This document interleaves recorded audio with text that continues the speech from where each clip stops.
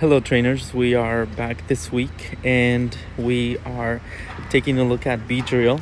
As you can see, we are outside in London Square, and so do mind any of the city sounds, but it is a bit quiet since it's the weekend. Anyways, before I get started, if you like these kinds of videos, please drop a like, subscribe, and hit that bell to be notified when new videos are up.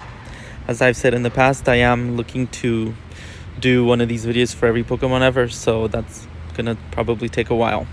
Anyhow, let's go ahead and get started.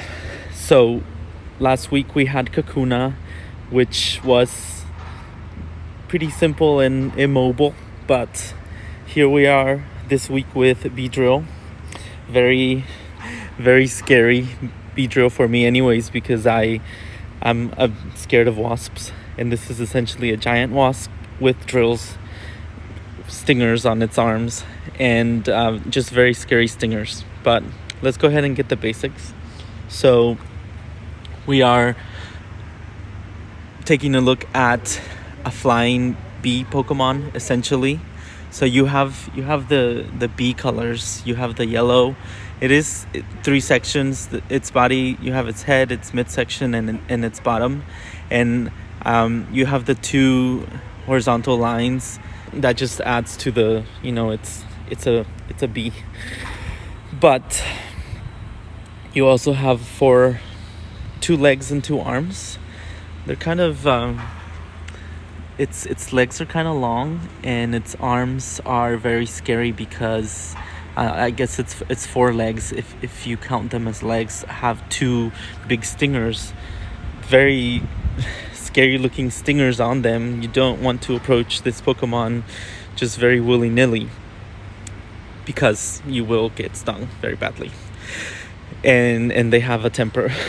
We'll go into this a bit in the background, but let's just continue looking around. You also have these big red eyes. You have the little white glints on each side, but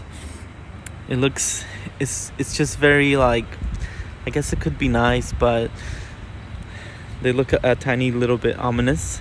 And the 2 antennas on its head that kind of droop down on its pretty flat head. And then let's try to go around Beedrill or next to it. You have the 2 wings fluttering furiously. They have you'll get to see them, just some illustrations of Beedrill's wings, but if you take a look at the back, you can see a little more of a white solid color.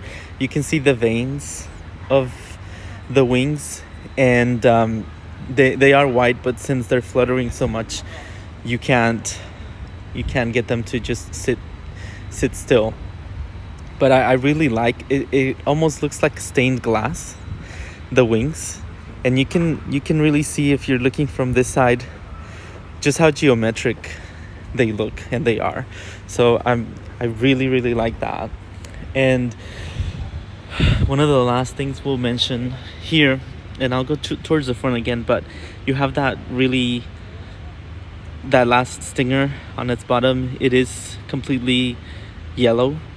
The other 2 stingers are white, or just the white. They kind of look like drills, but I'll tell you now that the stinger on its bottom is the one that can be the most poisonous. It can release the most poison, so that's one to really watch out for, trainers. So let me get a few growls from this Beedrill. As you can see, it's very, very menacing. Doing that, it's like it's attacking. So let's go ahead and get another one. It's very, very confrontational. I'm going to be covering the normal form, which is this one, the shadow form, and the purified form, since the shiny form has not been released in Pokemon Go, and I will not be covering the mega form of this Pokemon until, of course, that's also released. But I will have an image of what that looks like towards the end. But let's see. I don't think that we're missing anything else. Let me just see if I can get a different view, a view from above. Sometimes you can get too close, and we don't want to do that, especially with this very deadly stingers.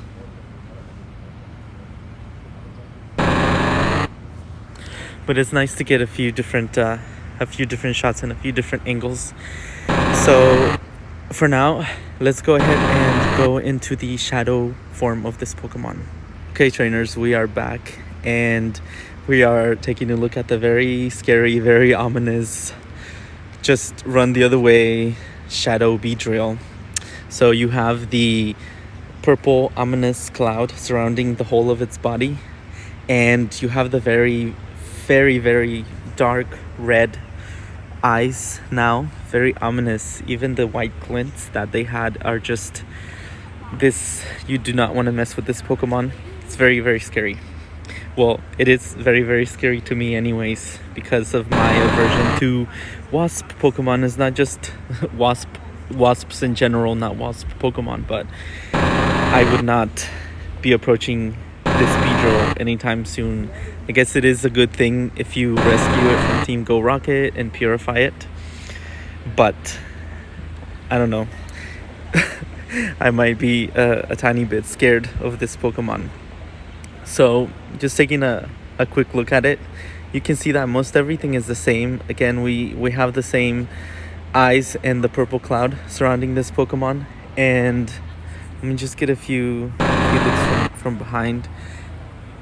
Those are the main changes that we see here. Let me see if I can go around it. It can be quite interesting if you get too close, but let's see what else do we have on this Beedrill. I think that's the main thing. So let me just get a few close-ups, and I don't know. So I'm just getting a few last close-ups, but again, trainers, just be careful with this Pokemon. I will go more into it, but Beedrill is already a bit of a radical territorial Pokemon that will attack at the tiniest thing. If you're near its nest, if it's protecting Weedle, just stay away. But if it's already so open to that, I don't know what a shadow Beedrill would be like, because it's heightened a lot, just the anger. And again, I keep going on about it, but that would be very scary to have a shadow Beedrill after you, or even to try and keep it, because it will just might not obey or might attack its trainer. As I said in the shadow Pokemon video, they do turn on the trainers as well. But let me go ahead and end this one and go into the purified form of Beedrill. Trainers, we are back, and we are now taking a look at the purified form of Beedrill. So it is back to its normal look. Its eyes are a bit kinder than the shadow, just ominous eyes. You do have this white cloud surrounding its body fully, and the little gold glints here and there. But for the most part, this Beedrill is as calm as they can be, because it is grateful that it has been purified and rescued. As I said in my video for Shadow Pokemon, they are in pain when they are corrupted in that way by Team Go Rocket. So they are very grateful. And I know I said that it is good to start with Weedle instead of Kakuna when you are raising this Pokemon family, but mainly because Kakuna does not want to be captured in its state of immobility and defenselessness. So they might hold a grudge, and that grudge might magnify once they come into the Beedrill state and evolve.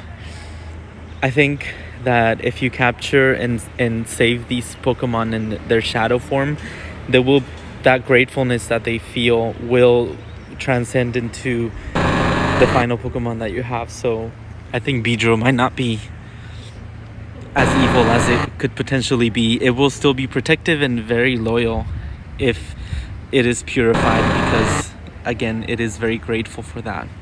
So I think for now, this is the last part of this video. I'm just trying to get a few different angles, but for now, trainers, let's go ahead and go into a deeper background on Beedrill and see what we can learn. The official Pokédex entry for Beedrill reads as follows: Beedrill, the poison bee Pokemon. For safety reasons, no one should ever approach its nest, as they are extremely territorial. If angered, they will attack in a furious swarm. Beedrill can take down any opponent with its powerful poison stingers. These sharp, poisonous stingers defeat prey, then Beedrill takes the victim back to its nest for food. The 3 poisonous stingers are on its forelegs and its tail, with the stinger on its tail secreting the most powerful poison. Beedrill flies at violently high speeds, all the while stabbing enemies repeatedly with the toxic stingers on its rear and forelegs. Its best attacks involve flying around at high speeds, striking with poison needles, then flying off. Trainers, we will now review Beedrill in more detail and delve deeper into its background. Beedrill shows no visible differences between male and female. Originally from the Kanto region, they can be found in temperate forests and misty wooded areas. Beedrill adapts well to life in a variety of different environments. When not attached to a colony, they move about freely. In Pokémon Go, Beedrill does not nest but will appear in the wild rarely. Look out for them in rainy and cloudy weather, trainers.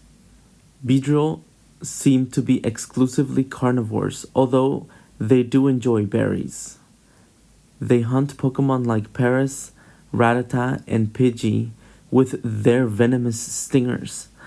Since Beedrill prefer to hunt for their food, they require less maintenance in that department. Once evolved from Kakuna, a Beedrill will be very hungry for the next day, as it recovers from the fasting in the previous phase. Make sure to have plenty of supplies when the arriving Beedrill is expected, trainers. Beedrill has tough, powerful wings reinforced by the gridwork of veins on them, capable of rapid flight and carrying small Pokemon, and in some cases even teenage humans. They hold a strong resemblance to wasps and bees and stand around 3 feet, with a wingspan of approximately 2 feet. As mentioned in the Pokédex entry, the stinger on its tail secretes the most powerful poison, so watch out for that one specifically, trainers. Beedrill are territorial, plain and simple. They dislike humans in their territory and will act aggressively towards them. They will also attack when protecting Weedle around their nest. They almost always fight when they sense danger. Beedrill mostly live their lives foraging solitarily, but occasionally will join a colony to nest and lay eggs. They patrol and protect their colony fiercely, but once the young Weedle are in the Kakuna phase, they consider their job done and break up the colony to resume their solitary lives until the next mating season. It is unwise for rookie trainers to capture Beedrill, as they are quite stubborn and very difficult to earn their obedience and respect. Since Beedrill has a hotter temperament and are prone to attack, trainers should pay attention to their nests. If you spot Weedle or Kakuna, it is likely swarms of Beedrill are nearby. Beedrill venom can cause paralysis. Since they attack in swarms, this can mean severe complications and even death from multiple stings. Always carry pecha berries, antidotes, and Pokemon that have an advantage over Beedrill, such as Pokemon with fire, flying, psychic, and rock type moves. The name Beedrill is a combination of bee and drill, indicating its needle-like arms. In Japanese, it's called spear, referring to its stingers. In addition, the reverse of spear is apis, meaning the genus for the honeybee. My initial thoughts on Beedrill were terror, specifically because I am afraid of wasps, and Beedrill is like a wasp on steroids. That does not sound good to me at all. It is good to be careful and wary of Beedrill, and the research backs that up. I don't think I ever thought how serious the situation could get, specifically a dangerous swarm being after you. Trainers should definitely make sure they have Pokemon in their team that can match a Beedrill and protect them when necessary. While I know how powerful a Beedrill can be, I'm still not sure I would be fully at ease around one. Definitely raise them up, starting with Weedle, as that builds the relationship between Pokemon and trainer, and a strong loyal Beedrill will be the result. Knowing how hot-headed a Beedrill already is, I would not be very happy to face a corrupted Shadow Beedrill. The corruption would make them even stronger and more radical.